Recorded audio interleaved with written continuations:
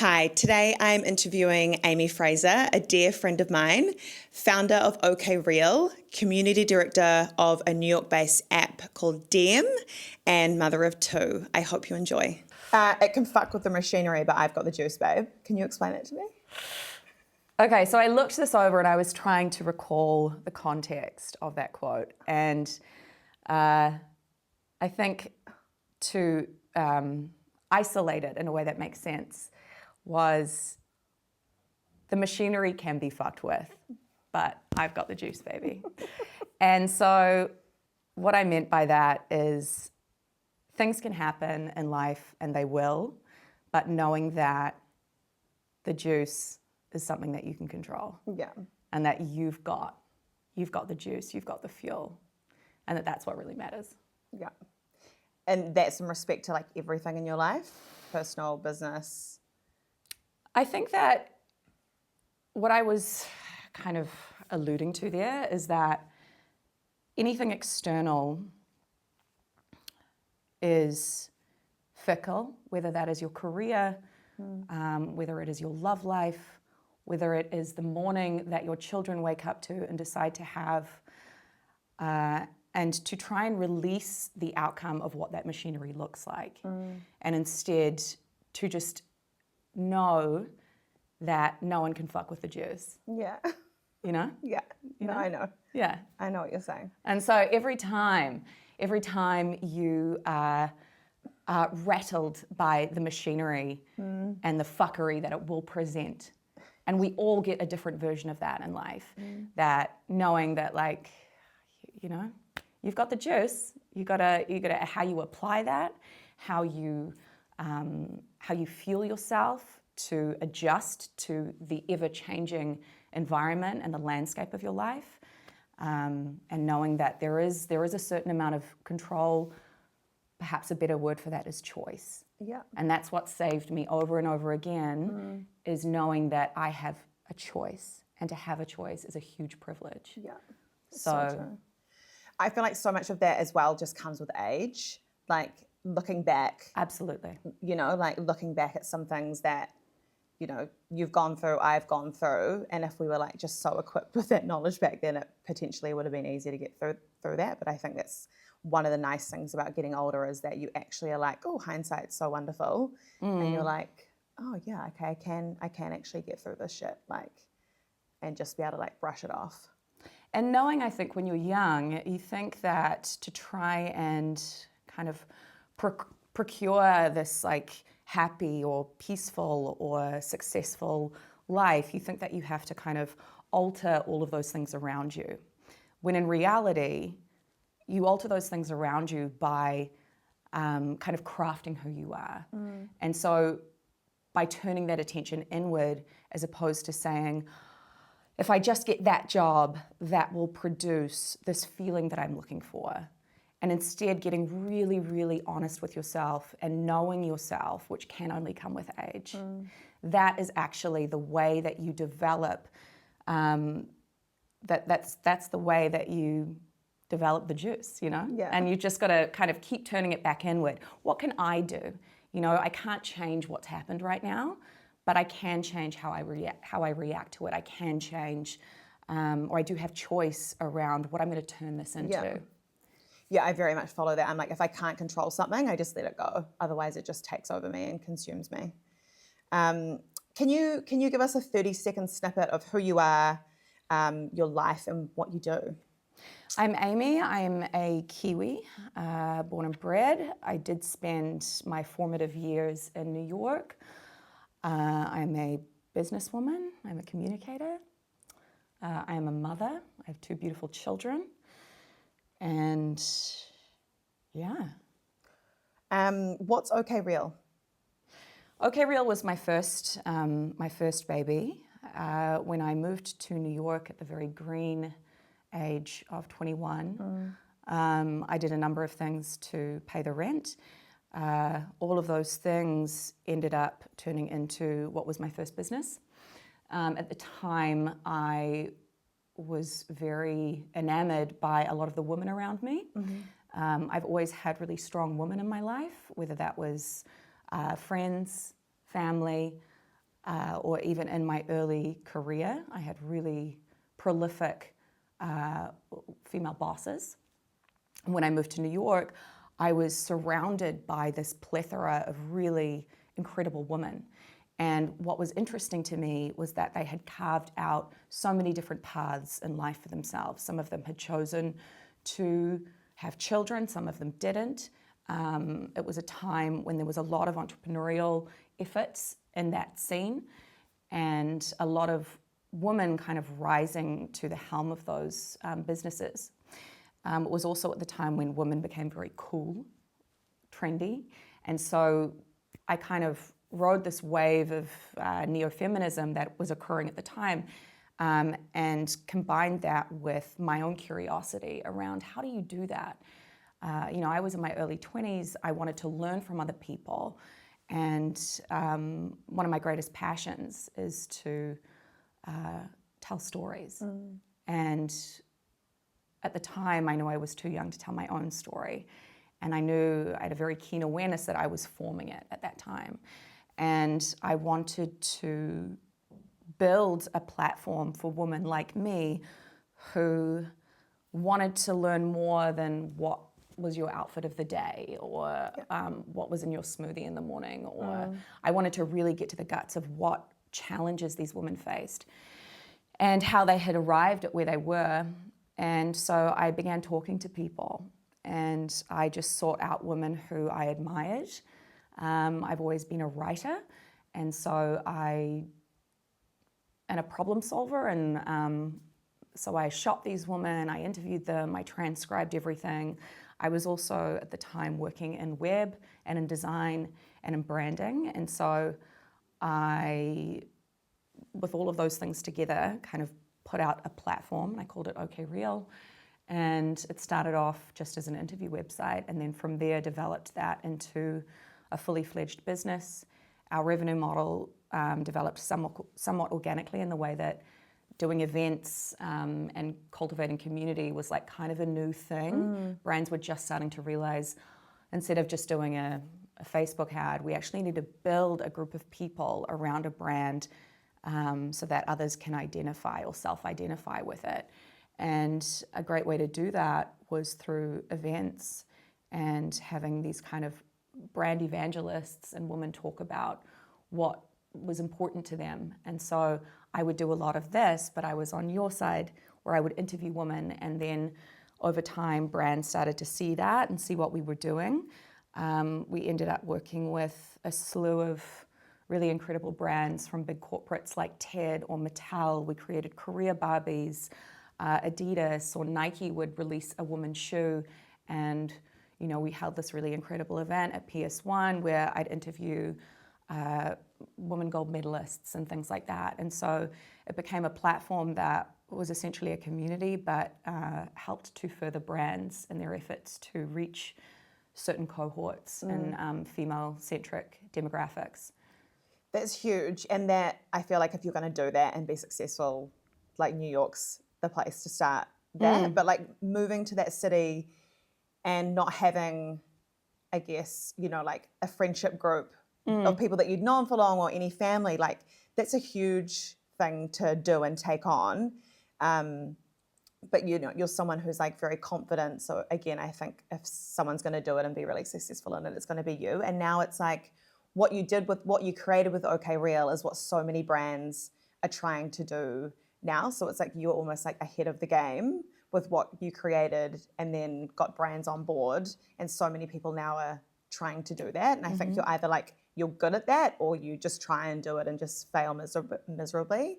So what you created was so incredible. And then you had to move back to New Zealand really suddenly. You were pregnant with your first child. What then happened to OK Real? How did you obviously had to like diversify what your offering was? Yeah. How did that change things? Well, at the time, I'd been living in New York for probably close to 10 years, maybe 8.5. And I came back to New Zealand very suddenly as a pregnant single mother. I was like, cool, I'm on an episode of Teen Mom. I'm living in like my parents' house that I grew up in. And it was such a stark shift in my reality from living in Manhattan and having a team of 6 people. And so while I was coming to grips with what my personal life looked like, I also had the challenge of trying to figure out what my professional life looked like. And ironically, I built this community of women who the whole time I thought I was doing it for them. And the whole time, and in a lot of ways I was, but the really beautiful thing that came out of that experience for me was that they actually showed up for me. And it really proved everything that I'd been preaching about, which was community is a life raft. Get good people around you. It is so foundational to all of your successes in life. Everything good that I've ever done has come from a woman. And that just really amplified in such a brilliant, beautiful way at that time in my life. And so I felt like I had this gift that I'd kind of grown in service of others, and yet I was experiencing it returning to me in real time. And what happened with the business is, I think when you have really important things taken away from you in life, you learn very quickly what to hold on to. And for me, that was my work and my business and my career. And so I decided very immediately that I was not going to let go of this one thing that I had grown so fervently and ferociously, and that gave me so much power and agency and independence. And I think a lot of people in that situation, and rightly so, would kind of struggle, which I did. How am I going to do this? I'm now living in New Zealand. I am pregnant. I've got this whole business over here. And I remember, of all of the things I cried about during that time, I remember like putting my books into a Manhattan mini storage. And I was like, my books were just such like this body of like my development, and just being so sad that I had to leave my books behind. But it was so symbolic in the way of like all of this growth that had happened. I had to just kind of like lock it away. And when I returned, though, I just was like, you know what, I'm going to figure this out. I'm going to figure this out. I don't want to not figure it out. I don't want to let this go. And so I continued to travel back and forth to New York and the States. I think the first trip I did, I was like 8 weeks postpartum or 6 weeks postpartum, something like insane, especially after an emergency C-section. And I had to do it to renew my visa. And typically dealing with the USCIS, it is a nightmare, and the amount of like bureaucracy and red tape, they wouldn't reply to my applications. And so I was like, you know what, fuck it. I'm going to get on a plane and I'm going to show up there and I'm going to take a chance because there's too much riding on this. And so I left my son with my mother, and I was like pumping the whole time on the plane. And I showed up in LA and basically just like asked for mercy. Help me. Help me. I remember that so clearly when you were on the plane and you were landed and you're like, I've been pumping on the plane. And I was like, holy, like you've just had like the most traumatic experience of having to like move home, and then you were pregnant, and then you had your son, and like the birth that you had with Ra was like just obviously not the way anyone wants to have their birth. You got your son, so that was and he was safe and healthy, so obviously the best outcome. But just like what you went through, and then you had to get on a plane, and like if I turn up, what are they going to do? Turn me away? And then you were pumping on the plane, like all these things. So many people would just probably give up, and you just like kept going and kept going and kept going. And so then what happened when you turned up in LA? They were really kind. I'm glad that I showed up in LA and not in California and not New York, because they would have just been like, beat it, like we have no time for you. And so everything worked out. I managed to renew my visa, and then from there I just kept going back and forth. And the business was still doing really, really well. I had to kind of release team members, but was still able to navigate that business model from afar. I was, however, traveling back at an insane frequency, like every 6 weeks, I think. Or at times it was that close together. And so I kept doing this, running back and forth. And I did that until COVID hit. Yeah, how did COVID change, I guess, everything again then for you? Because you weren't able to go over there. What happened then, and how did you choose to like navigate that? COVID, I think the funny thing, or it's comical now, and to be honest, even at the time, it was almost comical because I had moved mountains to not let anything get in the way. And I had this mantra at the time, which was, don't let anyone or anything define who you are and what you're capable of. And so I just really clung to that. And then COVID happened and was like, joke's on you. And so again, you can't always fuck with the machinery, but what are you going to do about it? And so I think at that point as well, I was starting to really miss the nature of my business and the way that it would flow when I lived there. The fluid collaboration and working with great people and being able to generate business with a lot more ease. And also, to be fair, our revenue model was based on partnerships, which is not scalable. And always in the back of my mind, I knew that I had to scale in some way. And I knew I needed either an evergreen product to do that, which I wasn't really that interested in. I think once you have a product, and you'll know this well, so much of the work then becomes in sales and marketing, and some of that is fun, but a lot of that is like selling ads. And so I really missed the collaborative nature of work. I started consulting for other brands who wanted to do what I had done. I started writing a lot for brands, doing this kind of community consultation, which sounds really fluffy, but it was really about how to convert a community into sales or profits or brand awareness, or in a way that was still ethical and felt sincere. And so I started doing that, and then a friend of mine was starting a company that was in a lot of ways very similar to, or had very similar roots to OK Real, around this mission of supporting women in whatever efforts they decided to pursue in life, except it was a digital product, it was a tech product. And the ethos behind it, though, was just very familiar to me. And this was called Diem. And I started out consulting with Diem in its infancy, and ended up becoming a lot more involved in the company. And now I'm, working with Diem. We're co-building to co-build this tech product, which essentially is built around the notion that women for centuries have moved through the world by learning from each other. And there's a reason why, there's the old trope of old wives' tales, or you need a village, or all kind of lending themselves to the fact that women need community to kind of prosper and grow. And what's interesting about today is that even though that behavior is still very innate in us, there's really not a digital environment.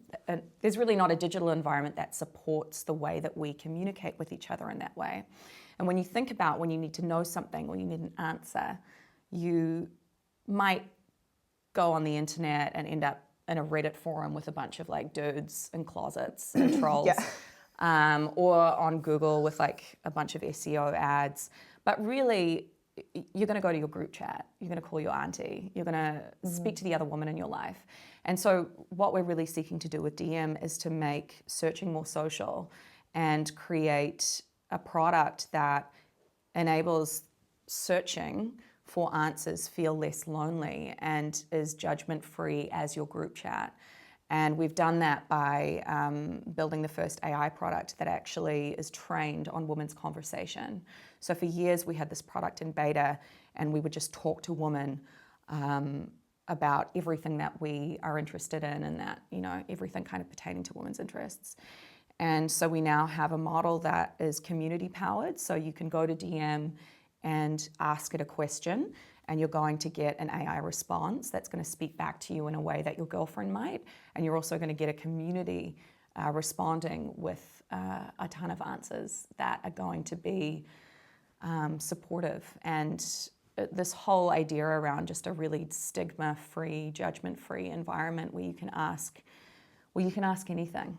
I feel like we all would have so needed that, even more so during COVID, when we Yeah. were so isolated and didn't have that And when we're community around younger, us. Yeah. Think of all the questions you have, even about like your period Yeah. or sex, or the things that women find ridiculously so awkward, like money, and all of these things that men talk about all day long. Yeah. And the internet is, generally speaking, built by and for men. And so the scary thing about AI is that AI, the major models that AI is being built off of, which is OpenAI, and for example, OpenAI's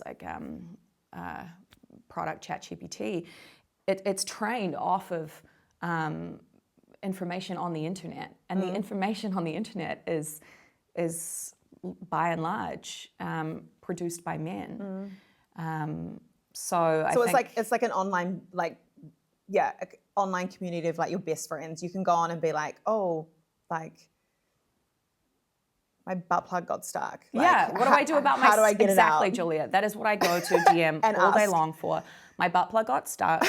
What do I do about it? And so, but seriously, and on topic, the amount of hilarity. I'm like, how is this my career?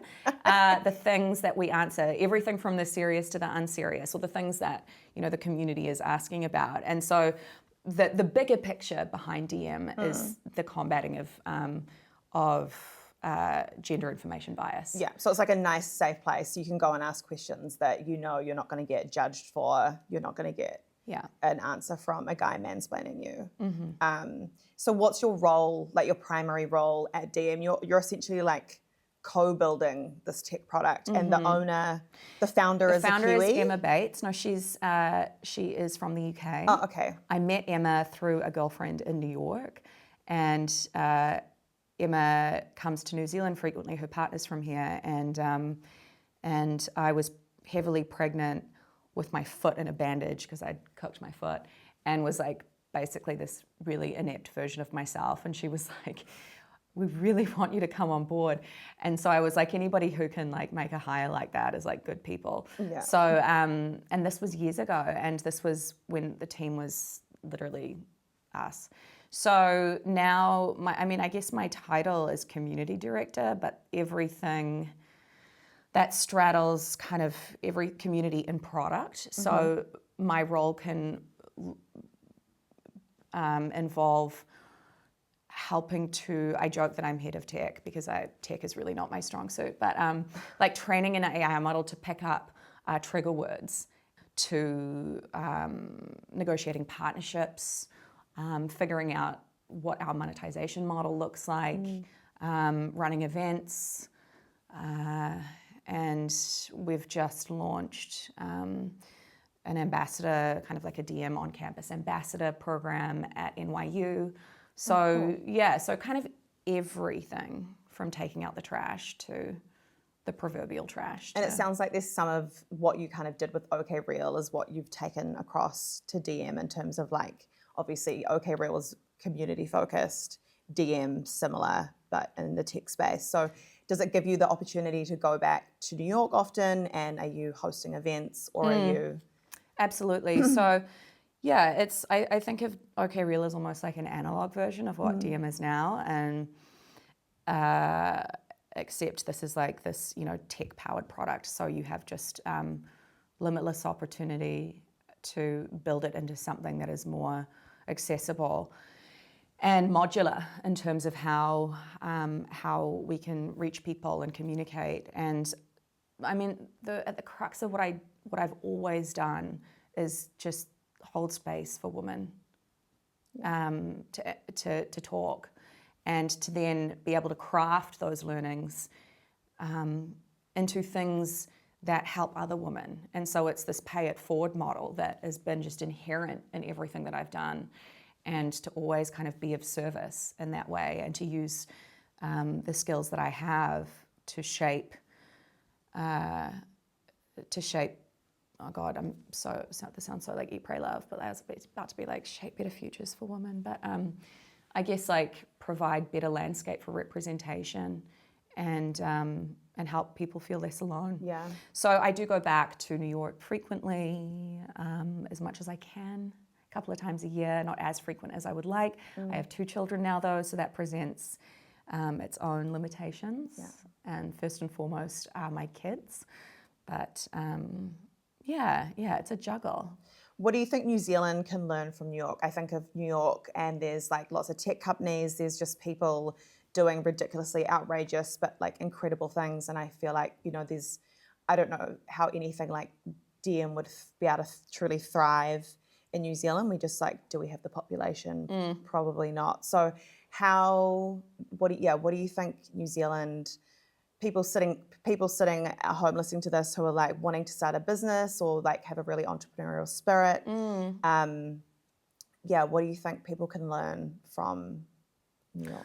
What I think Kiwis can learn from, or can kind of take and adopt from a New York frame of mind, is to be less afraid of being different or putting yourself out there.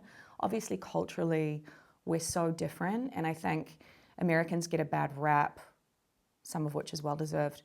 But the really beautiful thing about New Yorkers is that there is such a kind of giving state of mind, where one of the most valuable things about New York is that it's such a fertile climate for a lot of really brilliant people. And so you have a ton of really hardworking, very intelligent, very driven people. And I think a Kiwi might say, oh, that sounds intimidating. But actually, if you get there and if you can kind of adopt that similar mindset, you can leverage that. And instead of, I think here, the whole tall poppy syndrome is that we shy away from people who are go-getters, who are risk takers, who want to, put themselves out there. And the great thing about New Yorkers also is that you have to be comfortable with self-promotion. And I don't mean that in the egotistical, narcissist way. You are your best asset. And if you can learn how to self-promote in a way that is going to catapult you further in your career, and not in a way that is self-serving in a kind of selfish or entirely self-interested way, that is actually how you get ahead. But there's a way to do that New Yorkers are so good at, which is there's a lot of reciprocity. So it's not like, hey, I'm really good at this. This is why you should hire me. There's a little bit of that, but there's also a lot of, what can I do for you? And I got into a really good habit back when I was like hustling over there.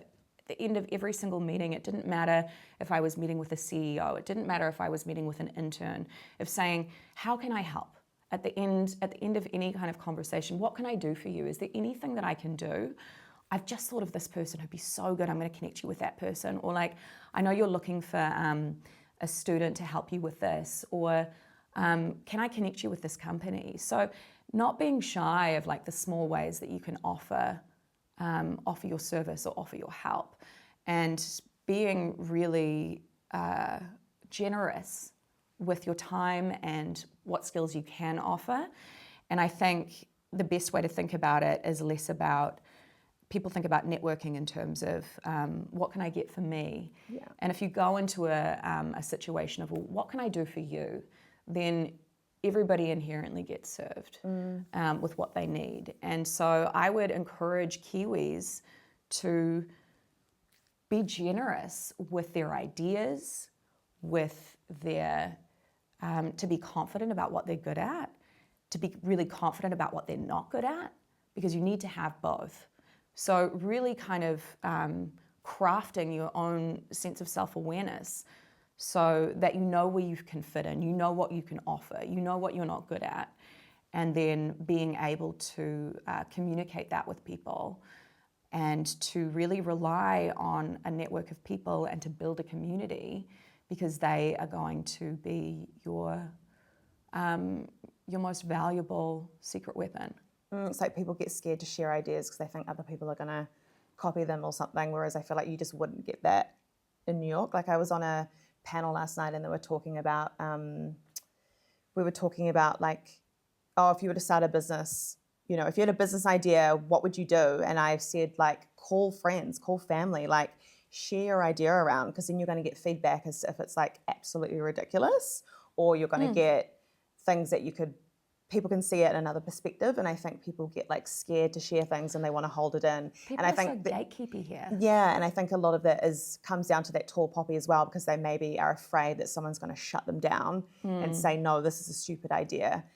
So I wish more people did have that outlook and that confidence. And you're right, it's not in like a look at me. It's just being like, if you're super passionate about something and you have an idea, like, why not share it around? Don't be afraid, like no one's going to... I don't really, my only experience at uni that has really stuck out for me from a teacher was, it was in a creative writing class, and he got us to write, like work really hard on, I think it was like a paragraph it was like a short story. And then upon like hand-in or like refinement or whatever, he was like, okay, I want you to screw that piece of paper up and throw it in the bin.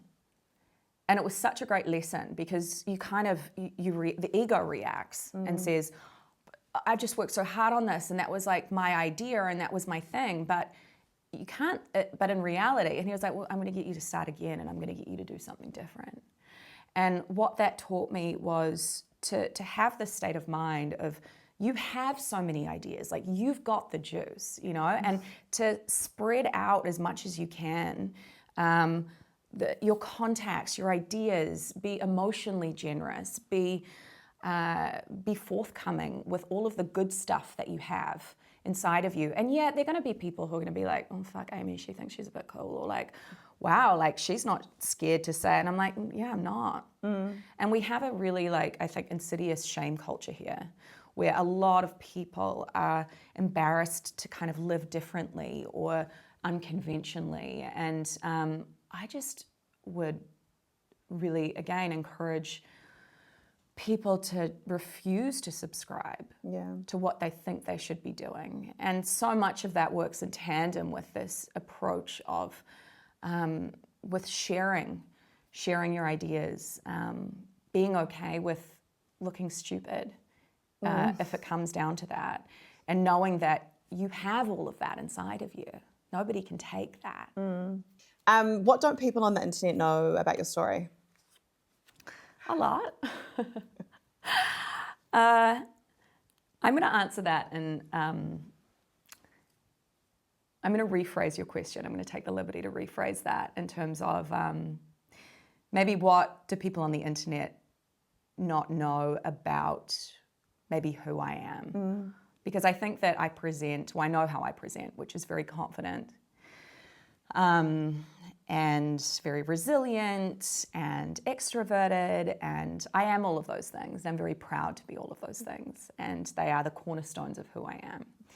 I think what people don't know, or what people don't see, is the sacrifice it takes to develop a lot of those characteristics. So that, for example, my strength is a product of a lot of pain. And my resilience is a product of a lot of mess. And my grace is a product of a lot of very not graceful life situations. And so people don't see what it has taken me to really uphold those values that I do hold very close and that I am very proud of, that strength and that resilience. But but they don't see how broken I've been in order to conjure what the person I am today, I think. What have you learned from like all of the pain that you've been through? Like what has it taught you, and how has that like changed you as a person and as a mom, as a friend, as a girlfriend, as a... I think pain, I've thought a lot about pain recently because it has been such a, unfortunately, or maybe fortunately, a key player in my life over the past kind of 7 years. And I've tried to really reconcile with this because I don't identify as somebody who is a sad person or a sorrowful person. I don't identify with, like, if you met me, you wouldn't say, oh, she's experiencing pain, or she's, however, what I have, and particularly in recent times, is tried to really grapple with the fact that pain is actually a big part of who I am, and it's a big part of what has grown me. And I think that what I'm trying to do, and what all of us are trying to do, because all of us live with pain, right? I'm not a special example. I just have happened to be somewhat vocal about things that I've been through.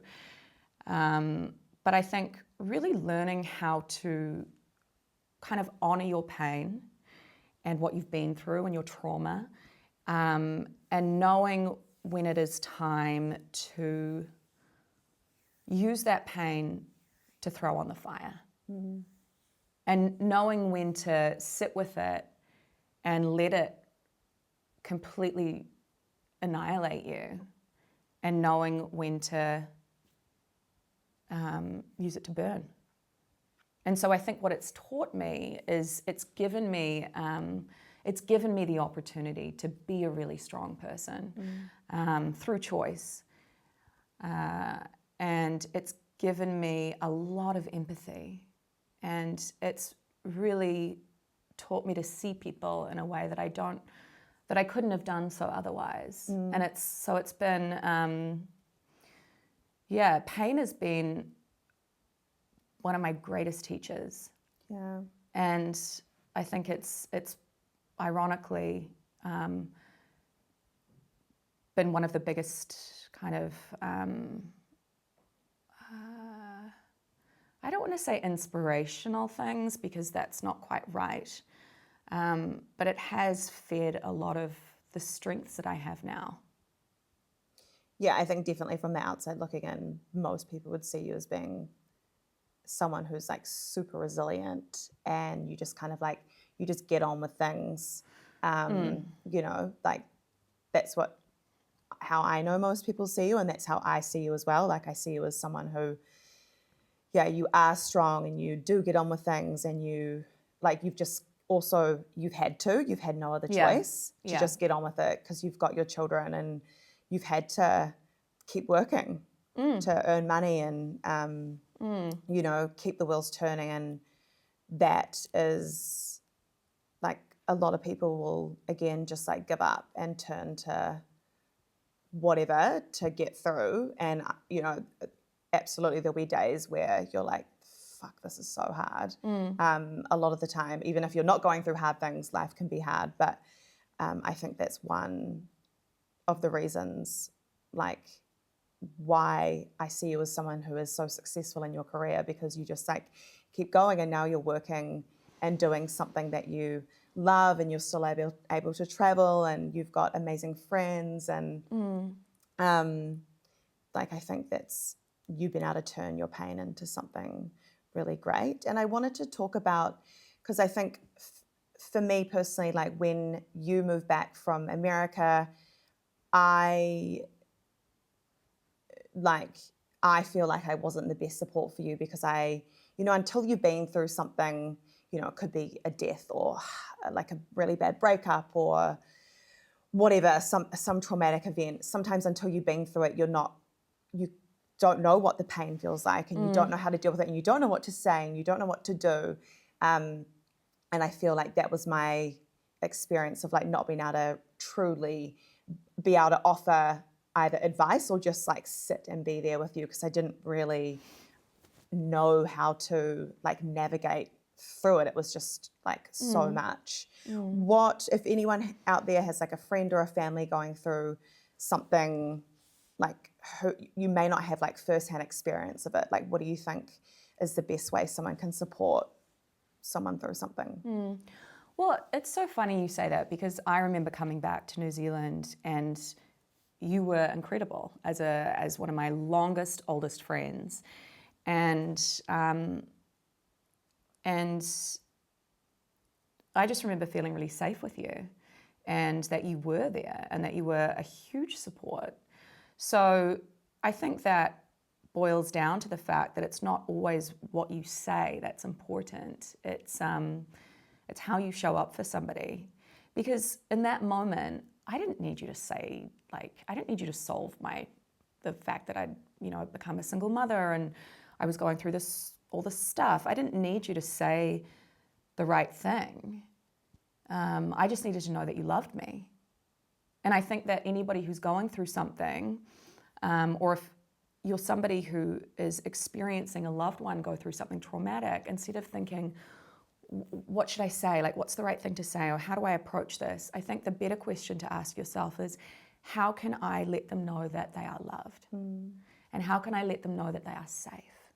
How can I let them know that they're going to be okay? And we don't need to know how they're going to be okay just yet.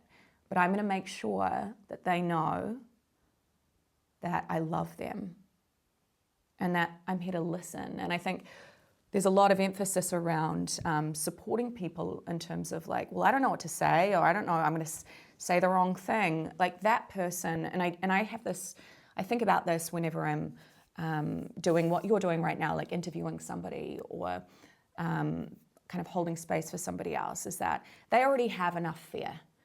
I'm going to show up in a way that that I'm not going to bring any of my fear into this. So if you're trying to support somebody, instead of kind of going back to, I'm scared I'm going to say the wrong thing, so I'm just going to not call them, or like, oh, it's just a bit awkward, I don't know what to say. I would just really put your own fear aside, because that person has enough of it. And how can you listen? How can you be a good listener? It's the same with leadership. Instead of like, how can I be right? It's like, how can I listen? Yeah, so instead of trying to solve someone's problems, just saying, how can I just, do you want a problem solved, or do you just want to vent? Do you just want someone to listen? It's a great question. Do you want me to problem solve with you, or do you want me to comfort you right now? Or do you just want me to listen? Yeah. You have this like insane talent of just your writing is incredible, which I think people who can sing and write really well is such a gift. Like singing, maybe you can be taught how to sing better, but like you're either a writer or you're not. Like I don't think you could like go to university and like learn how to write really incredibly. And that's just like a really great gift that you've had, which has led you on to do things in your career. At what stage in your life did you fall in love with like reading and writing? I read voraciously from a very young age. I was just always really drawn to, books. We had a lot of really great literature around the home, a lot of classics. I don't remember reading like baby books or kid books. I remember reading like the Bronte sisters and Louisa May Alcott and C.S. Lewis and Mark Twain, and just having all of this really classic literature around, which was courtesy of my mother. And so I just remember falling in love with story. And I think the beautiful thing about children is that you just gravitate naturally to what brings you joy. And that's a really good tip if you're somebody in adulthood and you're trying to figure out, you're at a crossroads with your career. I always encourage people in coaching, so I do a lot of coaching, is, go back to what brings you joy. Like when you were a child, what were you doing? And if you think about, were you behind the scenes? Or were you being maternal with your brothers and sisters, or were you being the boss of the show? And so me as a child, I was like the theatre kid, so I was always performing, but I was also organising all of the performances. So there was a bit of like, like I liked to be the boss. But I was also reading a lot and writing a lot. And those are the things that I that I did as a child, and those are the things that I've turned into a career. And so as a child, reading was just something I naturally, gravitated towards. I remember, I was such a nerd. I remember, I wanted to surprise my dad with showing him that I could write in cursive when I was 4. And I have these storybooks from when I was 3. I started keeping diaries and journals from when I was about 3.5, and storybooks. Wow. And then I was really sick as a child, as you know. And so I had a kidney disease and a life-threatening kidney disease for a few years. And part of that sickness entailed me being bedridden for weeks at a time. I wasn't allowed to walk to the bathroom. I had to be carried everywhere. And so I think that also lent itself to a lot of indoor reading activity. And so, I loved storytelling, and then writing just kind of came out of me. And you're the eldest of 5. Yeah. And your parents got divorced when you were 5 or 6. Yeah, quite young. How did that? Do you remember going when that happened? Do you have what memories do you have of? I do. I remember I was always so in tune with my mother. We're very, very close. We always have been. And so I remember feeling her kind of pain around that, and then a huge sense of responsibility towards my younger brothers. Dad, as you know, it was, he was hunting and fishing with me when I was really little. Yeah. But then when you get to that kind of 10-year-old age, you don't really know what to do with a young girl. And so, I was 5 or 6 when that happened. Do you still carry any of those changes with you of having to move house and do, spending time with your dad and your mom? I think that children will experience divorce or blended families, and depending on who they are, when it happens, how it happens. I think for me, my experience was less so much what I felt in the moment. I think by nature I'm really adaptable, so I don't remember being hugely traumatized by having to move house or things like that. What I do think is important to consider is, and this is, you don't have to come from a quote-unquote broken household, which is a really awful term, to experience this. But something that has played out a lot in my life is really not so much the change that I carry with me, but the belief system and the patterns that you subconsciously absorb during your childhood, whether that means you have parents who separate or whatever that looks like. And I think what's become quite fascinating to me in adulthood is how intergenerational trauma is so deviant and is so covert, in that it's very hard to see it until you've made your own fuck-ups and realized that you've actually repeated things that you've experienced in childhood. And one of the most interesting learnings about trauma is that you don't, neurologically, you don't attract what is healthy, you attract what is familiar. And so I think that the experiences you have as a child, even if you don't, so for me, I didn't feel that disturbed by my parents separating and what happened following that. But what I have noticed is how I have repeated patterns and how I have carried belief systems that my own parents exhibited. And this is not to say they're at fault. We all do this. We are all damaging our children, one way or another. And that is the thing that that we're all desperately trying not to do. How can I not fuck up my kids? Yep. And yet you do by purely existing. And the fact that you assume that by the time you get to parenthood, you are this kind of formed human being, when in reality, you're still figuring your own shit out. And so unless you can identify some of those patterns really early on, like in teenagehood, and really look at like, who do I need to be in order to be loved? And who am I attracting into my space or into my romantic relationships that may not be healthy? And what kind of patterns do I need to be aware of so that I can mitigate the chances of repeating them?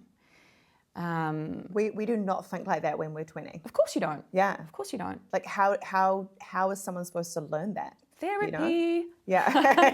I mean, I'm such a big advocate for, and I'm not saying that therapy is like the catch-all. It has its own nuance and success rate. However, I do think that really paying attention to the relationships that you're forming when you're young, and this doesn't need to be through a therapeutic practice. This can be through having people in your life to reflect back your behavior and being open to, and I mean, all of this is like with the hugest bucket of salt, because a lot of the time you're not open to that kind of feedback.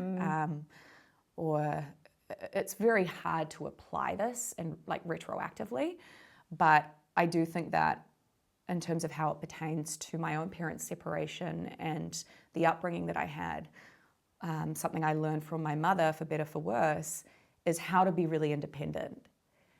Tell me about your beautiful children.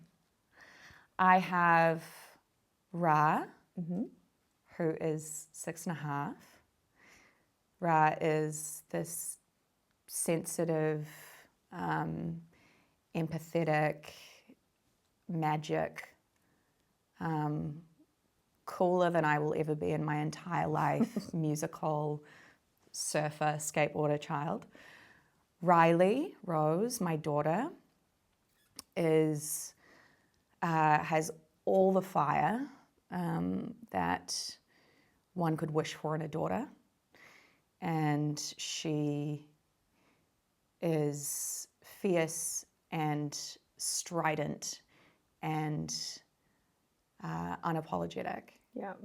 And so I feel very grateful that I have this sweet, sensitive boy and this really feral daughter, because by nature the world will condition them in terms of gender. And so naturally the world tries to shrink women. And so to have a daughter who is really sensitive, I'd be more worried. She is not sensitive. And to have a son who the world is going to support and promote masculinity, and which is great and so important. But I just love that he has that inherent kind of sensitive nature about him. So, yeah. And thinking about, like, talking before about, things about repeating patterns from your childhood, and, it's not like there's a class in school about, like, how are you raised? How to do life, yeah. What do you need to look out for? Yeah. Like, thinking about what kids are taught in school, Ra's now at school, he's been there for over a year.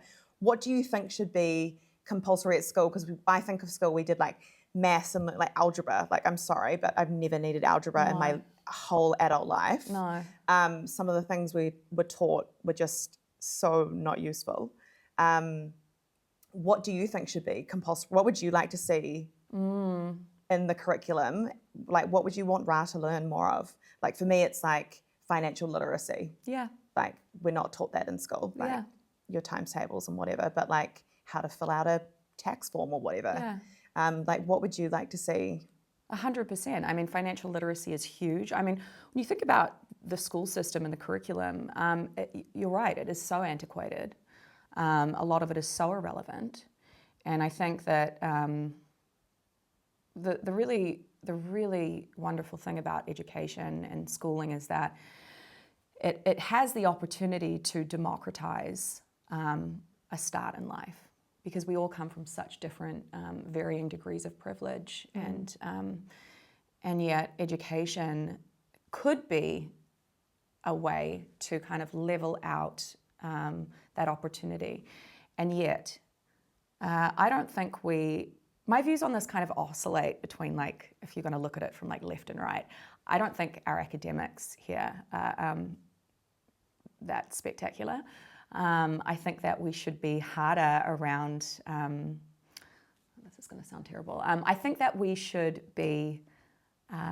push the academic side of things more in terms of like get them reading good books. Things that really opened my world. On the other side, I do think that we should be teaching what makes the world go round, which is relationships and money. How can you teach children to be empathetic?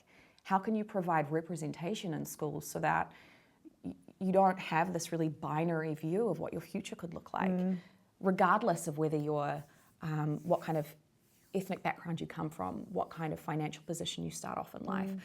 So I think representation is huge. Seeing yourself in a position of power. If you're a child who typically has a version of themselves reflected back to them that is not one of power, that is marginalized. So representation, I think, is huge for children. In order to envision the kind of future they can inhabit and build, they need to see it. So I think representation is important. I think financial literacy is huge. We learn about the times tables, but we don't learn how to manage money. We don't learn how to grow wealth. We learn about how to, particularly as women, we're taught how to save, and men are taught how to get rich. So I think this kind of approach around, well, how do you grow wealth? But then on the other side of that is, why do we need to? What is the importance of money in terms of like the opportunities it can bring us, and also how to navigate your relationships with people. And all of these things, I mean, this is like pipe dream. This is like, how would you encapsulate that in a curriculum? But yeah, learning how to get along, learning how to like be kind. And also, while I think that academics are hugely important in terms of what they can open up to you, or what they can open up for you, conversely, no one cares if you're a genius if you're not going to open the door for somebody. Yeah, I think it's this really idealistic Venn diagram of how to make money to support yourself, and how to empathize with people, and how to grow your relationships. Money and relationships. I mean, what else? You can kind of nail as much as. Oh, and academic. That's right. So it's kind of like the whole point about academia is like, I do think that. For example, like you can't just learn about making money and how to be a nice person. I think so much of how I've grown my career is for me it was literature. For somebody else it might be mathematics. For somebody else, and we do need to be educated with not just soft skills. Yeah, we need to learn how to read and write. I wish I was good at maths and science, and I was a doctor, I'd probably be earning a lot more money right now. Instead, I know how to talk. So, why do you think women are like so burned out? And like, what's the potion? I have a lot of thoughts. For somebody who is a self-proclaimed feminist, I do think that feminism has done us a huge disservice in the way that we are now expected. We as women are expected to do both, to have these really remarkable, thriving careers, and yet at the same time, and often quite cruelly, at the time where we are kind of meant to have children, is when we have gotten past the kind of quagmire of our 20s and trying to figure our lives out, and then you get to your 30s and you're finally earning decent money, you kind of know more about yourself, know where you fit, and yet at the same time, that is when we are also having children, if we choose to have them. So I think that what has happened is this false rhetoric around you can do it all, and the media which has perpetuated that untruth, has made a lot of women, myself included, struggle in trying to maintain both of those things in equal measure. When in reality, it is so hard. Yeah. It is so hard to do both. And I often think, even just as a mother without my career, there is not enough of me to give them what they need. I'm a single mother, so that's amplified, but I know mothers in all situations feel like that. There is not enough of me to go around. And then when you add a career into that, and you are having to not only provide financially, but to continue to perform in a career so that you're not kind of left behind, it demands a level of performance that is not realistic. And so what you're left with is a bunch of women who are exhausted, who are constantly feeling like they're never enough. And we already feel like that on a good day. Yeah. And on top of that, we have to look good, be thin, and smile. And you can't complain. Nope. And you have to be grateful.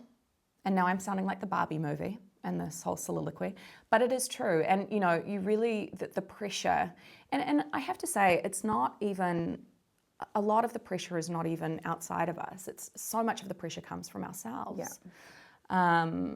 And then I look at myself, you know, navigating the insanities of my daily life and trying to be all of the things. And then I see my kids see me, and what my children see is a woman who never stops, who never sits down, who is constantly productive. And that's not very healthy. It's not. I want them to be able to see me sitting on the couch and relaxing with them. And I'm not that mother, and I'll be the first to admit. And, you know, there are things about my lifestyle that demand me to be the mother that I am, which, you know, is busy and is traveling and part of that is my own, comes from a selfish place of like, I love my career. I love what I do. And so I try and kind of skew that in a way that I hope will benefit them, where I say, you guys are the most important things to me, but it's also really cool to work hard. It's really cool to love what you do.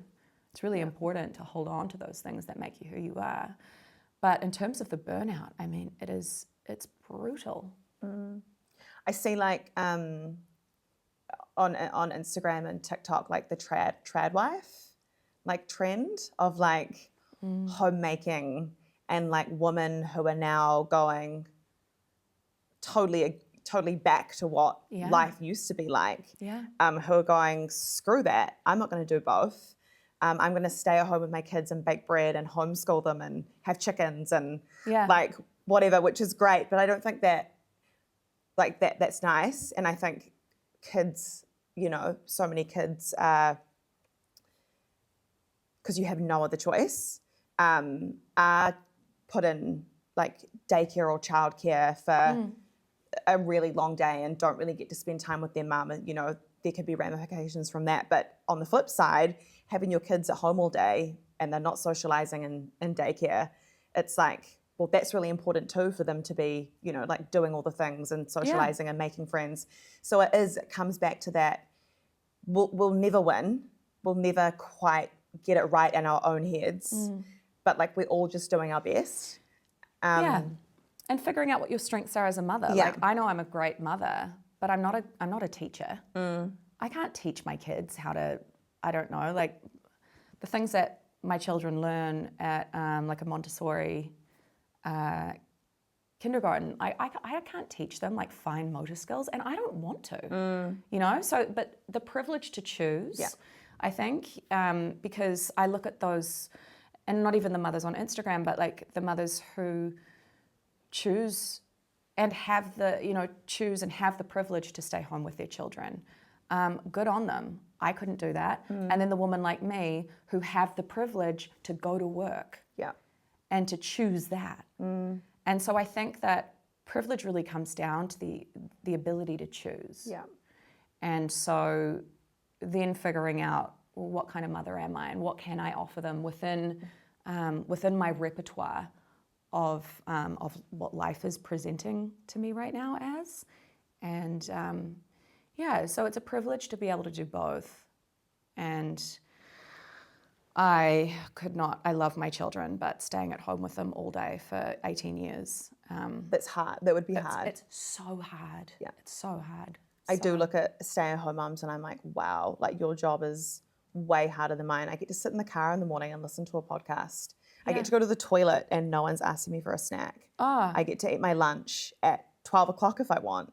Yeah. Whereas staying at home with the you child. get to eat. That's cool. Yeah. Like, I get out of my pajamas. Yeah. Whereas like when I was on mat leave, it was like tough. It is relentless. But I think you're either, again, and that comes down to choice, right? And we both have had the choice, which we're so lucky. So that would be like make things so much harder mentally if you wanted to stay home. Go to work, or if you wanted to stay home. And you couldn't. Exactly. So recognizing the privilege when you have it, and doing the best you can. Yeah. So at the end of our interview series, we ask a question that has come from someone in your life. Yeah. And this is from one of your really good friends, Mia, from New York. Can you tell us about her? Mia Moros is a very close friend of mine. She's like a sister. She has a very rich and incredible past, and her and I connected at a time when, I think I just moved back to New Zealand. She also has a really beautiful jewelry brand, if I can do a little plug, the one I love, NYC. Anyway, she's somebody whose opinion I hold in high regard, and she knows me very well, and I'm very nervous about what she's asking me. Well, I haven't read this. Okay. So they say hindsight is 20/20. What is a piece of advice you received about handling relationships that you wish you had followed but didn't? And how do you think it might have changed your experience with betrayal? Oh, fuck, trust me to just, lay it on thick. All right. A piece of advice that would have helped me avoid betrayal. I've experienced betrayal in a number of ways, unfortunately. I think being really honest with myself around what I deserved and the baseline upon which I operated on has until recently been somewhat minimal in terms of expectation or skewed in terms of the way that I should be treated. And so I think that whether this was advice given to me, and it probably was in a number of ways, around really listening to yourself. And there's no prize for how much pain you can stand. And the real prize